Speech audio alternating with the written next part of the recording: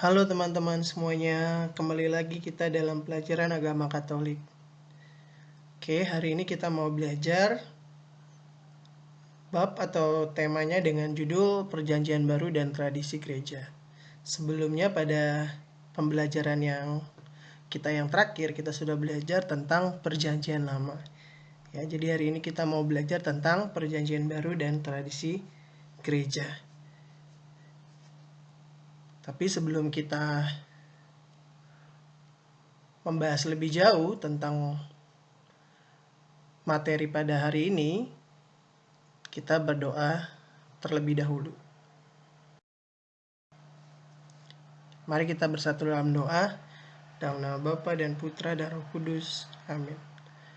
Allah Bapa di surga, kami berterima kasih atas waktu yang boleh kami terima ini. Terlebih kami bersyukur atas kesempatan belajar yang Kau berikan. Kami mohon padamu ya Tuhan, supaya Engkau menerangi akal budi kami, agar dapat menerima pelajaran dengan baik. Berilah kami kekuatan agar dapat memahami pelajaran yang akan kami pelajari ini.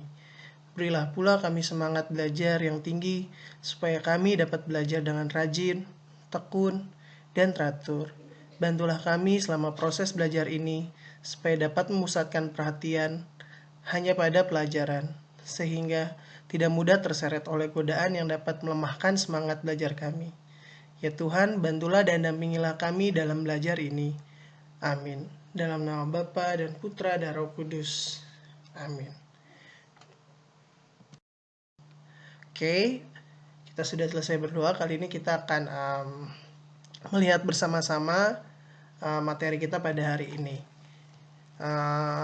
Tapi saya minta untuk kalian semua yang menonton video pembelajaran ini, mungkin kalian bisa menyiapkan kitab suci. Ya, kalian silakan ambil kitab suci kalian masing-masing karena supaya kita lebih mudah untuk belajarnya. Ya, jadi silahkan diambil dulu kitab sucinya. Jika sudah, saya akan melanjutkan materinya. Oke, kita mulai dari Perjanjian Baru. Ya, Perjanjian Baru adalah perjanjian antara Allah dan umat manusia melalui Yesus Kristus dalam Roh Kudus. Ya, kalau kita sebelumnya sudah belajar Perjanjian Lama, jadi dalam Perjanjian Baru ini, ya, isinya lebih banyak, yaitu antara perjanjian antara Allah dan umat manusia di sini yang nantinya hadir dalam Yesus Kristus. Ya, nanti kita bisa lihat lebih jauh apa sih perjanjian baru itu. Nah, latar belakang penulisan. Yesus sendiri tidak pernah menuliskan ceritanya. Ya, mula-mula orang di dekat Yesus juga tidak pernah berpikiran untuk menulis. Namun, ada kecemasan bahwa cerita tentang tokoh yang hebat dan mulia ini akan hilang jika hanya mengandalkan cerita lisan dari mulut ke mulut. Maka muncullah usaha untuk menulis sejarah hidupnya berdasarkan kisah yang dirasakan dan disaksikan, berdasarkan cerita yang umumnya beredar dan berdasarkan refleksi iman penulis. Maka banyak kisah yang tidak sama alurnya, sebab penulis ingin menyampaikan pesan yang berbeda menurut refleksinya, dan bukan terutama laporan kronologis detail fakta dan sejarah.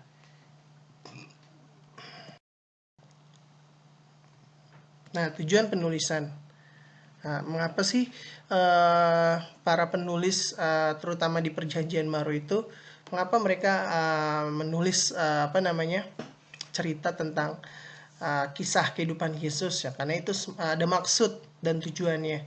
Ya, yang pertama adalah karena ingin memperkenalkan tokoh Yesus Kristus, ya, sebagai utusan Tuhan yang datang mewartakan kerajaan Allah dan bagaimana usaha dan perjuangannya mewartakan keselamatan. Ya, jadi dengan para penulis itu memasukkan cerita-cerita atau pengalaman yang ke dalam tulisan, orang-orang yang membacanya jadi mengenal bagaimana usaha dan perjuangan Yesus dalam mewartakan keselamatan. Yang kedua adalah menjaga ajaran Yesus Kristus yang merupakan pedoman atau panduan untuk mencapai keselamatan. Ya, jadi kita juga jadi tahu dan menjadikan kitab suci sebagai pedoman kita, ya, untuk mencapai keselamatan itu. Yang ketiga adalah memperkenalkan kisah dan ajaran para rasul ya, secara khusus kepada orang banyak, ya. Pada waktu itu juga jemaat perdana, ya, mengajarkan ajaran-ajaran yang memang diajarkan oleh Yesus. Ya, jadi harapannya dengan adanya tulisan-tulisan dalam perjanjian baru ini, kita juga mengenal, bukan hanya mengenal Yesus, tapi juga kita mengenal murid-murid Yesus itu sendiri. Yang keempat, surat-surat rasul, ya, yang tujuannya adalah menjaga kualitas iman umat Kristiani di komunitas tertentu, dalam arti di gereja, ya, dan juga membuat iman kita juga semakin teguh dan semakin percaya kepada Yesus Kristus itu sendiri. Ya, jadi itu tujuan penulisan di dalam kitab suci perjanjian baru. Nah, ini mengenai perjanjian barunya itu sendiri. Ya, jadi kalian sudah memegang kitab suci kalian masing-masing. Kalau misalnya kalian buka di daftar isi, ya, jadi total kitab dari perjanjian baru itu semuanya ada 27 kitab, ya, terbagi menjadi beberapa bagian. Ada 4, ya, terbagi menjadi 4 bagian. Yang pertama adalah Injil, ya, yang kedua adalah kisah para rasul, 3 adalah surat-surat apostolik atau surat-surat para rasul, ya, dan yang keempat adalah Wahyu, ya, Wahyu. Nah, kita bahas yang pertama, Injil dulu. Nah, Injil sendiri terbagi menjadi 4. Yang pertama adalah Matius, Markus, Lukas, dan Yohanes. Ya. Keempat kitab ini adalah bagian inti dari perjanjian baru. Di dalamnya terekam sejarah dan ajaran Yesus Kristus. Ya. Jadi, mengapa disebut Injil? Karena memang 4 kitab ini memang menceritakan secara khusus kisah kehidupan Yesus, ya. Di sini di 4 kitab ini dijelaskan bagaimana Yesus itu lahir, lalu bagaimana Yesus ketika dia kecil sampai dengan dia tumbuh dewasa, lalu mewartakan dan melakukan berbagai mukjizat, kesembuhan, dan lain sebagainya, sampai dengan kisah penderitaannya dan wafat di kayu salib. Nah, jadi 4 kitab ini berfokus pada penceritaan kisah kehidupan Yesus, ya. Nah, dari segi urutannya memang Matius merupakan kitab yang paling tertua. Maka dari segi urutannya Matius berada pada posisi yang pertama atau urutannya yang pertama dalam perjanjian baru ini, karena memang Matius adalah penulis yang pertama, penulis paling tua, ya, dari penulis-penulis sebelum setelahnya, yaitu Markus, Lukas, dan Yohanes. Dari bahkan Markus, Lukas, dan Yohanes ini mereka bertolak dari tulisan-tulisan Matius yang mungkin nanti ada sedikit perbedaan di dalam tulisan mereka masing-masing, ya. Tetapi intinya adalah bahwa Matius, kitab-kitab dari Matius, Markus, Lukas, dan Yohanes secara garis besar adalah menceritakan kisah kehidupan Yesus, mulai dari kelahiran, ya, sampai dengan wafat dan kenaikannya ke surga. Seperti itu. Oke, ya, itu Injil. Nah, kata Injil juga berasal dari kata Yunani yang artinya adalah evangelion. Artinya kabar gembira, kabar baik. Ya, maka dari itu kan kita sebagai orang Kristiani sering mendengar kabar, kita harus mewartakan kabar gembira, karena yaitu arti dari Injil itu sendiri yang artinya adalah kabar gembira atau kabar baik. Ya, kata ini berasal dari ucapan malaikat Gabriel. Nah, ucapan Yesus sendiri yang juga terdapat pada Injil Lukas bab 4 ayat 18. Ya, dalam bahasa Inggris good news, ya. Evangelion menjadi hal yang paling dasar bagi kita orang Kristiani. Artinya ketika kita mau mewartakan, kita pasti pernah mengenal istilah kata evangelisasi. Nah, evangelisasi adalah bagaimana kita mewartakan kabar keselamatan Yesus Kristus. Makanya disebut dengan evangelisasi, ya. Oke. Yang kedua, Kisah Para Rasul. Ya. Kisah Para Rasul fokusnya adalah perjalanan iman umat Kristen pertama yang dipimpin oleh Rasul Petrus dan teman-temannya. Lalu muncul tokoh favorit kedua, yaitu Paulus. Dia dipilih oleh Kristus sendiri menjadi rasul, terutama bagi orang di luar kaum Yahudi. Ya, jadi setelah Yesus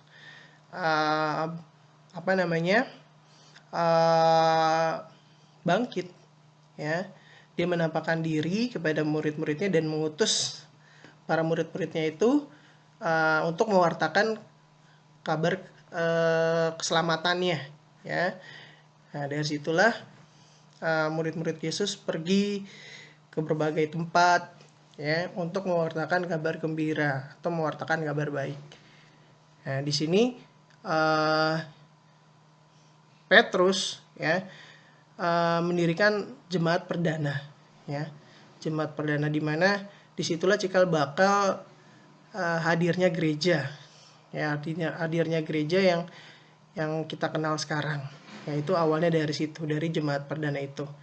Jadi Kisah Para Rasul lebih secara garis besarnya menuliskan tentang bagaimana sih kehidupan gereja tuh di awal-awal, ya, yang hadir dalam kehidupan jemaat perdana itu. Ya, jadi di dalam kitab Kisah Para Rasul itu dituliskan di situ, ya, bagaimana jemaat perdana, bagaimana sih kehidupan jemaat perdana, lalu apa yang terjadi pada umat jemaat perdana, seperti itu. Ya, jadi Kisah Para Rasul menulis itu, ya, atau menceritakan tentang itu. Lalu yang berikutnya adalah surat-surat apostolik, atau bisa juga surat-surat Paulus, ya. Nah, kalau kalian lihat di dalam kitab suci, di situ ada surat Paulus kepada jemaat di Roma, lalu ada surat Paulus kepada jemaat di Korintus, ya, yang pertama dan yang kedua, surat Paulus pada jemaat di Galatia, lalu kepada jemaat di Efesus, jemaat di Filipi, Kolose, Tesalonika yang kedua, lalu di Tesalonika, surat Paulus yang pertama pada Timotius, surat Paulus yang kedua pada Timotius, lalu kepada Titus, Filemon, ya. Nah, itu semua adalah bagaimana perjalanan Paulus, ya, di sebuah tempat atau sebuah wilayah yang dia kunjungi, ya. Nah, disitulah jadi bagaimana isi dari surat-surat itu adalah nasihat, ya, ujangan bahkan kritikan Paulus terhadap pengalaman dia terhadap pewartaannya itu, ya, bagaimana ketika dia mewartakan dari suatu tempat ke tempat yang lain, dia rangkum itu semua di dalam surat-surat yang dia tulis itu, ya. Nah, kalian bisa lihat di situ, ya, mulai dari surat Paulus pada jemaat di Roma sampai dengan surat Paulus kepada Filemon, ya, di situ. Ya, isinya secara garis besar yaitu tadi nasihat, ujangan, dan juga kritikan Paulus terhadap iman umat yang dia lihat, dia rasakan, dan dia kunjungi itu, ya. Nah, seperti itu. Lalu yang berikutnya, selain surat-surat Paulus itu ada juga surat-surat Katolik, yaitu seperti surat kepada orang Ibrani, surat Yakobus, lalu surat-surat Petrus yang pertama dan yang kedua, surat Yohanes yang pertama dan yang kedua dan juga ketiga, dan juga sampai dengan surat Yudas. Ya, itu adalah surat-surat apostolik, ya, seperti itu. Dan yang terakhir adalah Wahyu, ya. Nah, ini Wahyu adalah kitab yang terakhir dalam Perjanjian Baru, ya. Isinya adalah bahwa penglihatan Yohanes tentang masa depan, ya, tentang keselamatan besar yang dijanjikan Allah. Ya, di kitab ini juga dijelaskan bahwa keselamatan yang diwartakan nanti akan hadir kembali, ya, katanya kita percaya bahwa nanti akan kedatangan Yesus untuk kedua kalinya, ya, tapi kita tidak tahu kapan. Nah, di dalam kitab Wahyu ini dituliskan, ya, tentang bagaimana sih kerajaan Allah itu akan datang, ya ciri-cirinya seperti apa, ya apa namanya, kira-kira apa yang nanti akan terjadi seperti apa. Nah, kitab Wahyu menjelaskan seperti itu, ya lebih kepada kedatangan kerajaan Allah untuk kedua kalinya, seperti itu. Ya, itu isi dari kitab Wahyu. Ya. Nah, itu jadi kita sudah tahu bahwa dari 4 bagian tersebut, ya, Injil, Kisah Para Rasul, surat-surat apostolik dan Wahyu, jika kita total semuanya ada 27 kitab. Ya, yang artinya bahwa perjanjian baru memiliki 27 kitab. Ya, yang terbagi menjadi beberapa bagian yang sudah saya jelaskan. Seperti itu. Nah, timeline perjanjian baru, ya. Nah, memang kalau di dalam kitab suci, ya memang belum dijelaskan tentang timeline perjanjian baru. Nah, maka dari itu saya akan menjelaskan sedikit tentang bagaimana sih garis waktu perjanjian baru. Ya, yang pertama adalah antara tahun 7 atau 6 sebelum Masehi sampai dengan 30 Masehi, yaitu Yesus lahir, ya, hidup dan akhirnya disalibkan. Nah, itu antara kisaran tahun yang saya tampilkan di situ, ya. Setelah kebangkitannya, para rasul dan murid-muridnya meneruskan misi kerajaan Allah sambil menjaga ajaran Yesus itu pergi ke tempat-tempat yang berbeda, ya. Jadi secara garis waktu tuh mungkin antara sekitar segitu, ya, garis waktunya, kisaran tahunnya lah, ya, 7 atau 6 sebelum Masehi sampai dengan 30 Masehi. Lalu tahun 40 sampai 120 Masehi itu adalah masa penulisan kitab suci, ya, di mana para rasul dan murid-murid bercerita secara lisan tentang Yesus Kristus, yang intinya adalah pewartaan itu mengenai wafat dan kebangkitan Yesus. Kemudian pewartaan itu berkembang menjadi sejarah hidup Yesus, bagaimana Yesus lahir, kehidupannya, lalu hingga kebangkitannya. Pada masa itu juga umat Kristen semakin berkembang dan meluas. Mereka hidup dalam kelompok-kelompok atau dalam jemaat-jemaat, ya. Tetapi berita tentang Yesus tetap sama, ya, tentang siapa itu Yesus, bagaimana kelahirannya, kehidupannya, kebangkitannya, itu tetap sama dan terjaga sampai dengan sekarang yang kita tahu. Ya, tulisan pertama adalah 1 Tesalonika, yaitu diperkirakan pada 40 Masehi, dan yang paling akhir surat kedua Petrus, yaitu sekitar tahun 1200-an Masehi. Ya. Nah, kalau kita mau melihat untuk Injilnya, ya, garis waktunya itu ditulis untuk kitab Markus itu sekitar tahun 50-an hingga awal 60-an, ya, Masehi tentunya, atau akhir 60-an Masehi, ya. Lalu kitab Matius, ya, sekitar tahun 5 sampai 70-an. Lalu Lukas sekitar tahun 59 sampai 63. Ada juga yang mengatakan tahun 70-an hingga 80-an Masehi. Dan yang terakhir adalah kitab Yohanes, itu sekitar tahun 85 hingga 100 Masehi.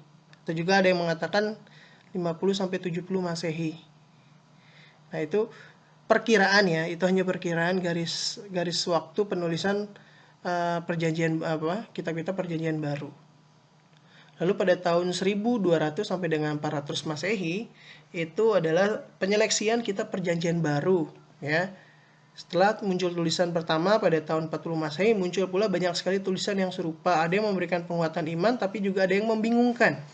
Ya, jadi ketika pada awal pengumpulannya sehingga nanti menjadi sebuah kitab suci, ya, pada awal pengumpulannya ada banyak kitab-kitab atau tulisan-tulisan yang menyesatkan atau bisa dikatakan sebuah bid'ah lah, yang membuat aliran-aliran sesat, ajaran-ajaran sesat, sehingga orang-orang yang beriman kepada Yesus, yang mulai percaya pada Yesus, akhirnya terpengaruh oleh kitab-kitab seperti itu, kitab-kitab yang menyesatkan. Ya, akhirnya di situ diseleksi pada tahun 1200 sampai dengan 400 Masehi. Akhirnya setelah diseleksi, maka terdapatlah 27 kitab yang diterima ya dari ratusan kitab yang ibaratnya tidak lulus seleksi lah ya, tidak lulus karena mungkin isinya atau dari kontennya sendiri mengajarkan kesesatan, sehingga hanya 27 kitab yang dimasukkan ke dalam perjanjian baru, termasuk juga di situ tadi ada Injil, lalu kisah para rasul, lalu surat-surat Katolik dan juga Wahyu, seperti itu ya. Ya, karena di di dalam perjalanannya, karena ada kitab-kitab ya seperti kitab atau Injil Barabas seperti itu ada, tetapi kan itu sangat-sangat tidak sesuai dengan isinya ya, karena Barabas sendiri kita tahu ya tidak mewakili ajaran Yesus ya. Nah, kitab-kitab seperti itu kan yang sebenarnya harus diseleksi dulu ya, sehingga tidak layak untuk dijadikan kitab yang menjadi bagian dari kitab suci ya iman kita, yaitu iman Katolik, seperti itu. Yaitu garis waktu dari perjanjian baru, timelinenya ya, waktu penulisannya itu. Nah, lalu berikutnya adalah manfaat membaca kitab suci ya. Kitab suci mengajarkan dengan teguh dan setia serta tanpa kekeliruan kebenaran yang oleh Allah dikehendaki supaya dicantumkan dalam kitab-kitab suci demi keselamatan kita ya. Ini diambil dari De Verbum artikel 11. Nah, jadi manfaat membaca kitab suci itu ada ya, di sini saya tampilkan 3, tetapi ada banyak sekali sebenarnya manfaat dari membaca kitab suci itu. Ya, jadi ini hanya beberapa saja ya, masih banyak manfaat-manfaat lain dari membaca kitab suci ya. Kalau yang saya tampilkan sini ada 3. Yang pertama adalah menjamin perkembangan iman dan karakter kepribadian ya. Segala tulisan yang diilhami oleh Allah memang bermanfaat untuk mengajar, menyatakan kesalahan, untuk memperbaiki kelakuan dan mendidik orang dalam kebenaran ya.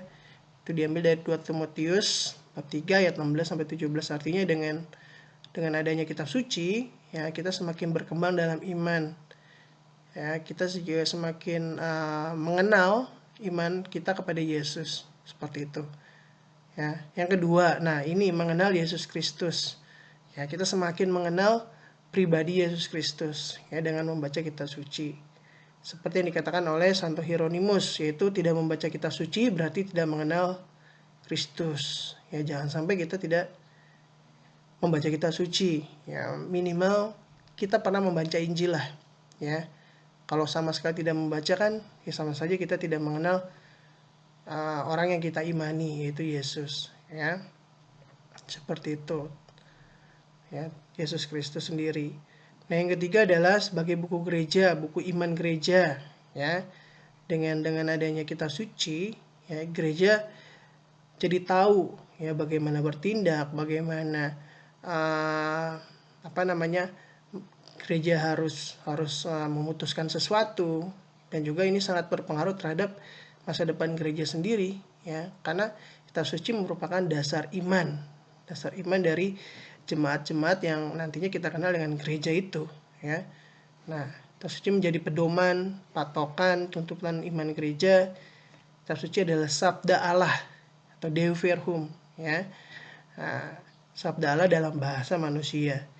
Kitab suci adalah tulisan suci, suara Allah yang daripadanya kita bercermin agar hidup lurus dan tulus. Sudah jelas dengan kita membaca kitab suci, pasti banyak sekali ajaran-ajaran yang membuat kita akhirnya mau tidak mau belajar untuk hidup sesuai dengan ayat-ayat yang ada di dalam kitab suci tersebut, yaitu ajaran untuk hidup lurus, hidup mengasihi, hidup saling mengampuni, dan lain sebagainya, seperti itu ya. Jadi jangan sampai salah kaprah bahwa kitab suci itu bukan buku sejarah ya, tapi kitab suci itu adalah buku iman ya, karena buku sejarah dengan buku iman itu berbeda. Ada yang mengatakan bahwa kitab suci itu buku sejarah ya kan, karena memang itu ditulis oleh para penulis-penulis pada zaman dulu, tapi beda kalau kitab sejarah ya. Biasanya kan hanya berisi dengan sejarah-sejarah saja. Tetapi kalau buku iman itu adalah ya bukan hanya berisi tentang pengalaman-pengalaman masa lalu, tetapi di situ ada eh, kepercayaan. Artinya di situ ada eh, pengetahuan iman, ya. Nah, dengan kitab suci yang kita bisa baca sekarang, kita bisa yakin dan percaya bahwa ternyata di dunia ini ya memang ada penciptanya, dan kita hadir di dunia ini bukan semata-mata ada begitu saja, tetapi karena memang sudah direncanakan oleh Allah itu sendiri, ya. Jadi berbeda, ya. Kitab suci itu bukan buku sejarah, melainkan buku iman, ya. Jangan sampai salah kaprah, ya. Tuh. Nah, tadi kita sudah selesai membahas perjanjian baru. Nah, jadi kalau saya runut dari pertemuan kita yang terakhir itu di semester sebelumnya, kan kita terakhir itu membahas perjanjian lama, dan sekarang kita mulai dari perjanjian baru lagi kita bahas. Jadi perjanjian lama, perjanjian baru, ya, sampai dengan tradisi gereja itu sangat saling berkaitan, atau saya bisa katakan itu menjadi satu kesatuan. Tanpa itu semua gereja tidak akan bisa berdiri, karena fondasi dasar gereja adalah kitab suci dan tradisi, ya. Nah, fondasi dasar dari gereja Katolik itu sendiri, ya. Jadi tradisi adalah adat kebiasaan turun-temurun dari nenek moyang atau generasi terdahulu. Ya, tradisi dari bahasa Latin yaitu artinya tradition atau penerusan. Ya, maka tradisi berarti sesuatu yang diserahkan, diteruskan atau diwariskan. Nah, bagi gereja Katolik, iman itu terjaga bukan hanya karena adanya kitab suci, tapi juga tradisi. Ya, cuma kalau kita beriman tetapi memang tidak ada tradisi-tradisi yang dilanjutkan sampai dengan sekarang. Nah, tradisi ini berisi ajaran dan kebiasaan iman para pendahulu, mulai dari zamannya Yesus dan murid-muridnya sampai dengan para bapak-bapak gereja sampai dengan saat ini. Ya, apa yang tidak ada di dalam kitab suci ada dalam tradisi. Misalnya soal ritus peribadatan atau soal tata peribadatan. Ya, dalam Konsili Vatikan kedua, demikianlah gereja dalam ajaran hidup serta ibadatnya melestarikan serta meneruskan kepada semua keturunan dirinya seluruhnya, imannya seutuhnya. Perlu diingat, tiap angkatan tetap membawa tradisi angkatan sebelumnya, namun kadang menambahkan tradisi baru, ya. Sebab gereja tiada hentinya berkembang menuju kepenuhan kebenaran ilahi. De Verhum artikel 8. Artinya bahwa dalam perkembangannya, ya, gereja memang mau tidak mau harus menyesuaikan dengan di mana iman itu iman di suatu wilayah itu, ya. Kayak misalnya kita di Indonesia tentunya berbeda dengan gereja di daerah Eropa, daerah Afrika, daerah mungkin di Asia Timur, ya. Nah, itu berbeda-beda.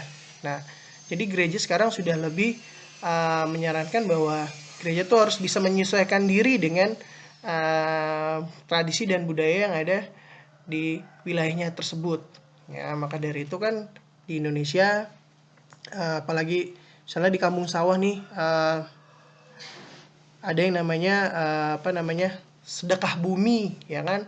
Nah, itu kan sebenarnya tidak ada dalam ajaran gereja, tetapi karena gereja mau menyesuaikan dengan tradisi yang ada di wilayahnya atau di dalam para jemaat itu, ya, akhirnya ya bisa, ya, bagaimana suatu tradisi atau budaya itu dikolaborasikan dengan iman kita kepada Yesus, seperti itu. Nah, itu artinya namanya menyesuaikan, ya, menyesuaikan dengan perkembangan zaman, seperti itu. Nah, lalu macam-macam tradisi dalam gereja Katolik. Oke, kita sudah tahu, ya, tradisi-tradisi dalam gereja Katolik. Nah, di sini saya akan jelaskan kembali. Yang pertama, tradisi resmi. Ya, sumber pertama tradisi adalah sudah jelas kitab suci. Kitab suci yang kita pegang nih, yang kalian lihat yang ada di rumah kalian masing-masing, itu adalah sumber tradisi yang pertama, ya. Kalau kita bayangkan betapa luar biasanya dari ribuan tahun yang lalu sampai dengan sekarang kitab suci itu masih ada. Itu kan luar biasa sekali ya. Dan ini masih kita bisa baca dan kita imani sampai dengan sekarang. Tapi kan lama-kelamaan kitab suci yang kita punya ini hanya berdiam diri saja, tidak kita pegang, kita baca, hanya mungkin beberapa waktu atau hanya di waktu-waktu tertentu saja kita baca. Nah, ini jangan sampai kita melupakan kitab suci ya. Jangan sampai nanti kitab suci pada tahun berapa gitu nanti di masa depan menghilang ya. Jangan sampai, karena kita tidak bisa menjaga dan merawat kitab suci itu ya. Dengan membaca kitab suci kan kita juga sama saja menjaga dan merawat tradisi kita itu, kitab suci itu ya. Jadi harapannya adalah sebagai orang Katolik ya, kita yang tadi saya bilang minimal kita membaca Injil lah ya, Injil ya. Syukur dan puji Tuhan kalau kalian bisa membaca semuanya ya. Jadi itu tugas kita sebagai orang Kristiani, sebagai orang Katolik. Yang kedua adalah syahadat atau pengakuan iman, yaitu doa aku percaya. Itu juga merupakan tradisi ya, yang itu biasanya kita lakukan ketika kita mengikuti perayaan Ekaristi ya. Kita doakan doa syahadat itu sampai dengan sekarang ya. Itu juga bagian dari tradisi. Yang ketiga adalah liturgi ya. Liturgi atau tata peribadatan ketika kita di gereja, nah itu juga bagian dari tradisi yang memang tidak diajarkan oleh Yesus sendiri ya, atau oleh oleh murid-muridnya, tetapi itu sudah menjadi bagian dalam proses perkembangan iman gereja ya. Jadi itulah yang membedakan gereja Katolik dengan gereja yang lain ya, bahwa gereja Katolik masih meyakini tradisi ya, dan berpegang teguh pada tradisi-tradisi mulai dari dahulu, generasi-generasi terdahulu, mulai dari Yesus Kristus sampai dengan sekarang. Nah, itu liturgi ya. Lalu sakramen-sakramen ya, yang kita tahu bahwa di dalam gereja Katolik ada 7 sakramen ya, dan juga doktrin-doktrin ya, yaitu ajaran-ajaran resmi yang nantinya terdapat pada kitab-kitab atau surat-surat resmi dari gereja Katolik, seperti itu. Nah, itu ya dari sumber pertama, tradisi dalam gereja Katolik, seperti itu ya. Syahadat memang tidak ada di dalam kitab suci, namun itu adalah refleksi iman jemaat perdana yang kemudian dirumuskan menjadi satu formulasi. Sampai saat ini kita diwarisi 2 bentuk syahadat, yaitu syahadat para rasul, yaitu syahadat singkat, dan syahadat Nikea Konstantinopel, yaitu syahadat panjang ya. Poin pokok kedua pengakuan itu sebenarnya sama, namun dalam syahadat Nikea ada tambahan ajaran iman pokok. Nah, makanya doa aku percaya yang kita doakan itu adalah itu hasil dari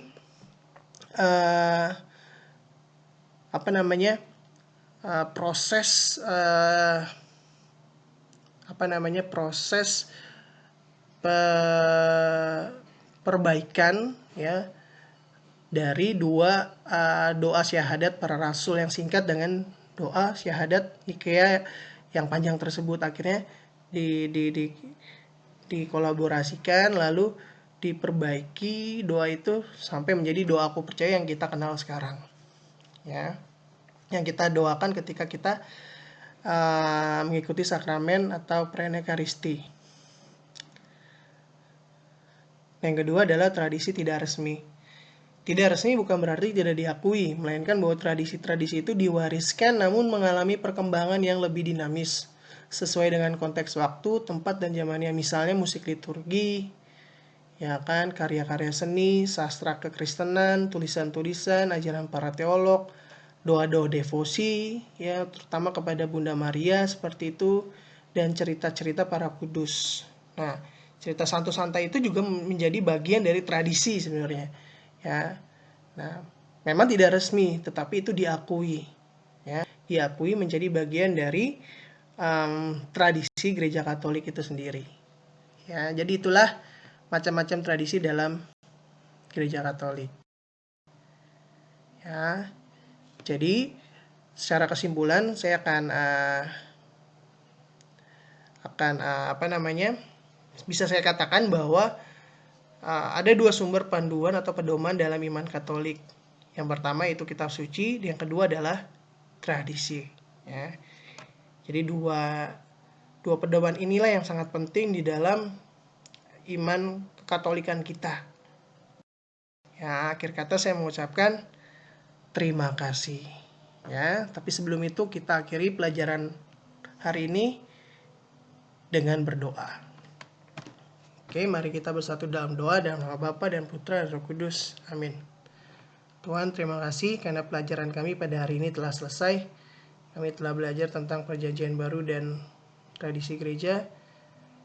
Terima kasih karena kami boleh mengikuti pelajaran ini dengan baik. Semoga kami dapat semakin mengimani apa yang kami pelajari ini, dan juga kami semakin percaya kepadamu ya Tuhan. Tuhan, setelah ini kami akan melanjutkan aktivitas kami. Berkatilah kami semua, agar Engkau berkati selalu dan selalu Engkau berikan kesehatan. Karena Engkaulah penyelamat kami yang hidup dan berkuasa kini dan sepanjang segala masa. Amin.